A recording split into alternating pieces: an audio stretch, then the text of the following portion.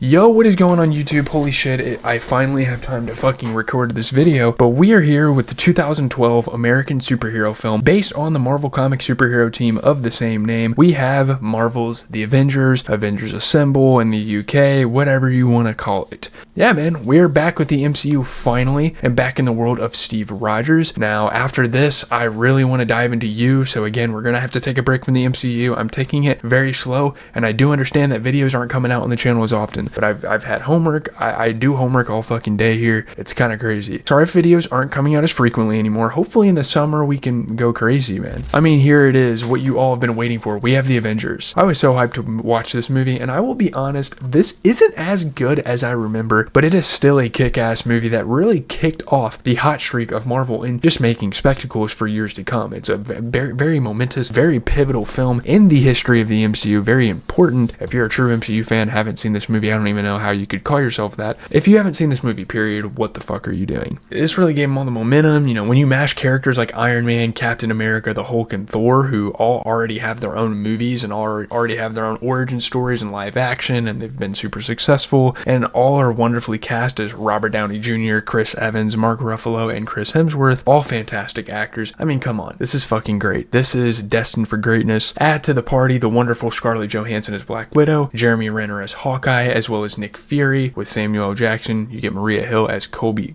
Smulders, I think her name is. Agent Coulson, rest in peace, by the way, spoiler alert, and others. You get a great experience. Loki is the villain here, which I didn't really mind. There's been better villains in the MCU, but you know, he does fine here, and we will get to him in a second. We will talk about him throughout the video. Don't you worry, let's get into it. So just sort of getting into some premise stuff. You guys know how the video goes. We go over the premise, we go over the good, the bad, the okay, give it a review. So when Thor's evil brother Loki, played by Tom Hiddleston, gains access to the unlimited power of the energy cube called the Tesseract, that's like the central thing in this movie, kind of like how the Infinity Stones are with Thanos in the future movies. Nick Fury, obviously played by Samuel L. Jackson, director of S.H.I.E.L.D., initiates a superhero recruitment effort to defeat the unprecedented threat to Earth. Joining Fury's dream team are Iron Man, Robert Downey Jr., Captain America, Chris Evans. We've already said these all before. You get the Hulk, played by Mark Ruffalo. You get Thor, played by Chris Hemsworth. You get the Black Widow, played by Scarlett Johannson. And Hawkeye, played by Jeremy Renner. And there's obviously not much to this story. They are going after the Tesseract to not only save the world, but also to use it for their own power. You know, make a bunch of super weapons, which is cool, but I mean, we don't really need to dwell on the premise that much. This isn't a very big part of the video. I just kind of want to break down some of the characters, what I liked, what I didn't like, what is okay to me. We don't have to dwell on this. So getting into the good, I mean, just combining the heroes they did and the timing in which they did it and the actual chronological timeline of this universe was absolutely perfect. I think that's awesome that they let, you know, the Iron Mans, the Thors, the Hulks, the Captain Americas, all those series kind of play out and get the origin and get the basis going. To get that going before the Avengers, I think that's great. I think it builds up so much hype and all of these come together, and you don't really see that in cinematic universes that much. It's so cool here. You have a bunch of heroes already, again, with established storylines. The only characters that didn't quite have an adaptation going into this film were Hawkeye, Loki of course, and Black Widow, and even then we get Widow as well as the other S.H.I.E.L.D. agents in The Winter Soldier, which I know I wasn't supposed to watch yet, but honestly I liked watching these movies in that order looking back on it, and I recommend you guys watch The Winter Soldier before this one. I know that's not chronological, but honestly it's cool to get a taste of the Black Widow in The Winter Soldier before checking this movie out, so that was awesome. And obviously we're going to get into the characters just kind of one by one here. I'm not going to talk super in detail about each one, and I don't know how long this video is going to be. Big improvement from The Winter Soldier, by the way, is that Nick Fury is a lot more tolerable in this film, and I like the role he and Maria Hill play as kind of background chess pieces that are just sort of facilitating this whole save the world shtick. I really like the roles those two play in the film, kind of stay out of the way, let the heroes do the talking, let the heroes take action, save the world. I like Nick Fury in that role, and that's not a bad thing. I know Samuel L. Jackson is an amazing actor and maybe he should be utilized in better ways, but we saw that in The Winter Soldier and it just didn't really work out for me. I don't like him being the main guy in fight scenes. He's perfect as like a tough, hard-nosed agent that monitors and overlooks things. Getting into the heroes themselves, Iron Man is my favorite superhero of all time, I think. Overall, I love Robert Downey Jr. I loved the old Iron Man movies, and I love like the AC/DC soundtrack. Fucking sick, dude. That shit was incredible. And Robert's one-liners and instigations with the Hulk and all that fun stuff, it made this movie so fun to watch with everyone one of his scenes, every scene that Iron Man is involved in, it is incredible. He's easily my favorite character in this movie. You'd think he's kind of like a douchey billionaire guy, but he's fucking awesome, and he's pretty like relatable, and he has these like, oh, this is fun, like those type of lines, and it's great. I loved how him and Banner's relationship was kind of like a double-edged sword type of thing. On one end, you get these two geniuses coming up with algorithms and tracking shit in a lab, and then you get where he pisses him off, he turns into Hulk, and they save the world together. I fucking loved that duo. Who didn't love it? I mean, it was clear that this film was attempting to have chemistry with characters too, and I do like that they attempted to do that. There was a lot of tandems. You get like Thor and Hulk fighting together, you get Black Widow fighting with Cap part of the time. That was cool. Man, out of all the duos, nothing beats Banner and Stark together, both in and out of costume. Those two were great. I loved the dynamic of just two smart people being superheroes. Sick. And obviously Thor and Loki's relationship was interesting to say the least. That was there too. I feel like the movie could have exploited it a little better given how important it is to the world of mythology, but there's something there, so we can give credit there. I really don't need to comment on Widow or Cap too much, as we have already gotten a taste of these characters in the Captain America movies and all that stuff. And obviously I haven't reviewed the Iron Man, the Thors, all those other movies on the channel. I might get to those later. We will see. Just go check out the old Captain America reviews if you want details on like what I think of Captain America and Black Widow as characters. Steve is obviously like a militarized, just to sum it up, Steve is a militarized strategic leader type of character, and Black Widow's just the badass chick times 1,000 on fucking steroids. I really liked Hulk's story too. He's a dope character, getting into him, of him having some incidents and trying to mimic what they did to Captain America, and his experiment went awry, and now every now and then he just gets pissed, turns into a monster, and fucks everything up. And that's obviously something they explore in his original film adaptation. That's a really dope backstory. It's awesome for the Hulk, and it gets shown here. It's crazy. I also liked how he laid low, and I think it was India or somewhere in the Middle East for a while to let his temper cool, and now he appears first to be this calm and collected individual until conflict strikes. I think that was kind of cool to see his character develop and him get kind of pissed off there. Really good character there. And as for Hawkeye, I didn't necessarily love his character, but he made shooting a bow and arrow way fucking cooler than it should have been, so I'll give him that. You know, the action scenes involving Hawkeye were pretty fucking incredible. Amazing action scenes too, just getting into that. Marvel at the tippy top in terms of action here. This is some of the best action sequences we've seen in any movie ever. They really echoed the type of action that you would see in some of those pre-2012 Marvel live actions, again, with all those other heroes in their original films. And then when you throw all the characters together, how could you not make it absolutely amazing? It's fucking crazy. Pretty well shot film as well. Just like the cinematography is very nice to look at. Dope suit designs. Aesthetically, it's great. All that stuff just kind of comes together and makes this movie awesome. Oh, and one more thing for Iron Man. Him risking his life by leading that missile up to space was one of the coolest, most badass things I've ever seen in any movie ever. As a Marvel fan, like, dude, I mean so much to that character. I loved Iron Man in this film. Again, Iron Man was my favorite, and just the heroics, him being the guy for them, was so fucking cool. That's so good.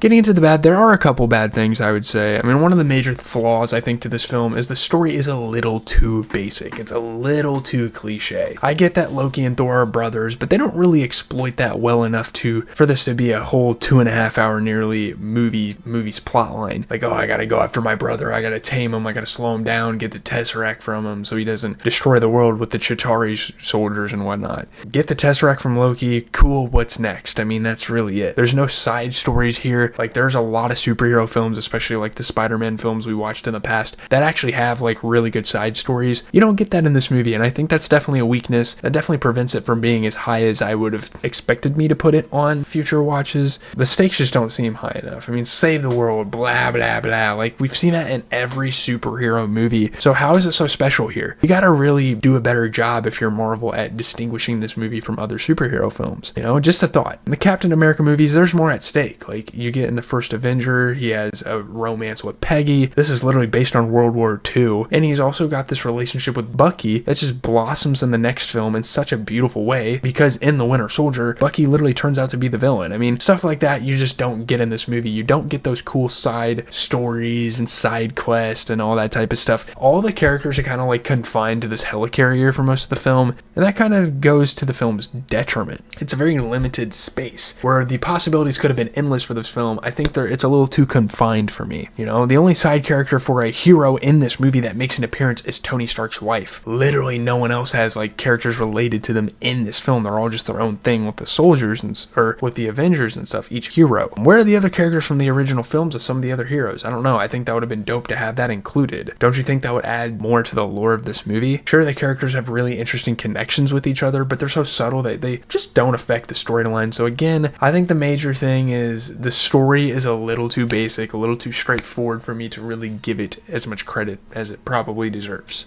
Getting into the mixed here, I think overall just Loki as a villain is a mixed element of the film. He's cool, like the god of mischief, and I've read some of those mythology stories, and he's a great character. Like he just like fucking instigates everything and acts like a total asshole, and I think to an extent he does that well in this movie. We all know the Norse tales about him, but man, it's a bit too cliche in this movie to make Loki an incredible villain, and to make him the villain of this entire thing. I mean, his powers also don't seem super unique to other villains. He's just sort of like a godly being. Like, what's so cool about that? Wow, you never die and you can fucking phase through shit. Cool, bro. Like, I don't know. I don't know if Loki has enough to be a full-on supervillain. I think if he was like paired with other villains, that would be a lot better. I think this is where the side villain idea from the Winter Soldier would have worked here, actually. And I think they tried that later on. I think Loki was with Thanos in some of the future movies, maybe with Ultron, I don't remember. That's why I think that's why those Avenger movies were so much better, just because they utilized him in a way that he should have been utilized. I don't really know. I found it weird that he just hypnotized Hawkeye and Dr. Servig, because for parts to most of the movies, those guys didn't do shit. Again, they have these storylines thrown in these movies to where the fucking some of these characters that are supposed to matter don't do anything. Like Nick Fury in the Winter Soldier just fucking dies and he like doesn't mean shit at all.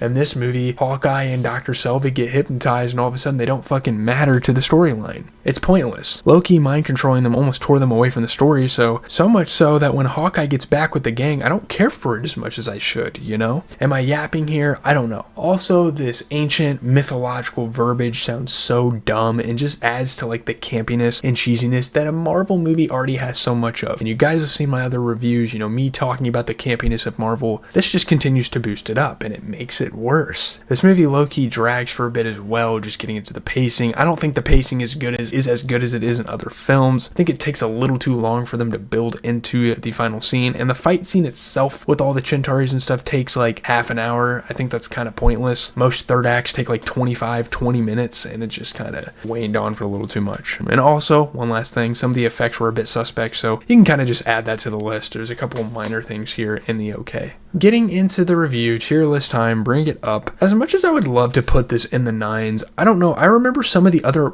Avengers films and MCU films we are about to cover being better. So there you go. I guess time will tell. Once we get into it, we'll see what happens on our rewatch, but I'm pretty sure there's movies that are better. I think Endgame was probably my favorite Avengers movie, if I remember correctly. I do like Age of Ultron as well. This movie isn't as good as I remember it for, though. It kind of wanes on, which sucks, because I remember enjoying it so much in the theaters, and I remember it being the beginning of an era, and I wanted to praise it as that, and still kind of can, but looking back on it over a decade later, it's just not as special as people were leading on. Again, it was a great fucking moment in movie history, and it was a great moment in comic book film history, but looking back on it, it's like, it was kind of just seen as that. I still think the movie is amazing, by the way. I still think it's great, but it just doesn't have what it takes to elevate itself into the upper echelon of movies of the genre for me. I think nostalgia helps it get its praise, but other than that, is this film as good as even the future Avengers movies that we got? Let me know in the comments down below what you guys think. I'm gonna go ahead and give it an 8.4 out of 10. That is still a great rating. You can debate the first of Captain America, the first Avenger is better. I think I'll take this one above it just because it's kind of an unfair comparison with all the characters that this film has and how fucking entertaining it is. But with that being said, that is going to do it for the video. Leave a like, comment, and subscribe. I'm going to put the clips together. I don't know when this fucking video is going to come out. Finals week is coming up. I gotta prep for stuff. Once this video is out though, I'm gonna start watching You religiously. I will try to get through that whole fucking season, and I'm gonna actually try at some point to watch like some recaps to get me caught up on that series. Every single night of the NBA playoffs, by the way, we are going to be doing recaps of all the games, so come over, check it out. I live stream here on the channel, so there you go. I'm out.